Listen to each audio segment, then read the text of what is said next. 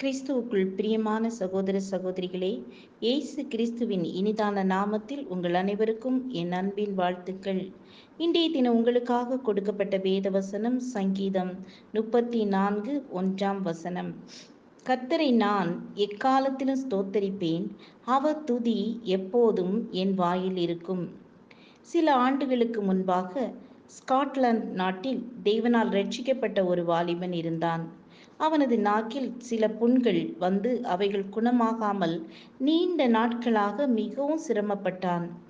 ஆகவே மருத்துவமனை சென்று மருத்துவ ஆலோசனை பெற வேண்டிய சூழ்நிலை ஏற்பட்டது. மருத்துவர் அவனை மிக கவனமாக பரிசோதனை செய்தார். முடிவில் அவனது நாக்கு புற்றுநோயால் மிகவும் பாதிக்கப்பட்டிருப்பதாக கண்டறிந்தார். மருத்துவர் பாதிக்கப்பட்ட வாலிபனிடத்திலும் அவனோடு வந்திருந்த அவனது பெற்றோர்களிடமும் மிகவும் பரிவோடு நோயை குறித்தான காரியங்களை விளக்கினார்.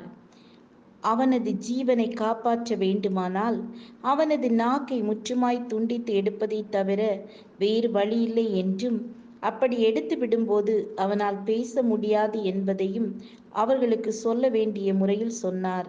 பெற்றோர் அதிர்ச்சி உள்ளவர்களாக செய்வதறியாது திகைத்து நின்றனர். வாலிபன் பெற்றோர் முகத்தை பார்த்தான். அவனுக்கு என்ன ஆறுதல் சொல்ல முடியும் என்று அவர்களுக்கு தெரியவில்லை.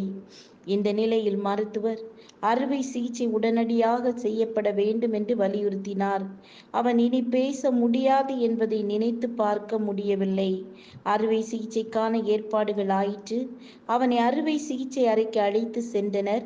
அவனது பெற்றோரும் உள்ளே சென்றனர். ஆனால் அவனது பெற்றோரை வெளியே அனுப்புவதற்கு முன்பாக அந்த வாலிபனை மருத்துவர் ஒரு கேள்வி கேட்டார். நீ ஏதாவது சொல்லிக்கொள்ள விரும்புகிறாயா? ஏனெனில் நீ பேசுவது இதுவே கடைசி முறையாக இருக்கும் என்றார் மருத்துவர். சில நொடிகள் அவனது சிந்தையில் தேவனை குறித்து எண்ண அலைகள் உண்டாயின. தன்னை இரட்சித்து தன்னை கருத்தாய் இம்மட்டும் காத்த, அற்புதமாய் நடத்திய தேவனை வாயினால் புகழ்ந்து பாட விரும்பினான். எல்லோரும் அவனையே உற்று நோக்கி கொண்டிருந்தனர்.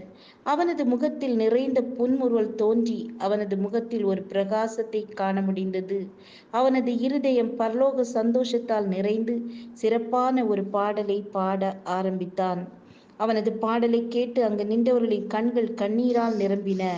அவன் பாடிய பாங்கிலிருந்து தன்னுடைய இரட்சகர் மீது எவ்வளவு பெரிய அன்பு வைத்திருக்கிறான் என்பது மிக தெளிவாயிற்று.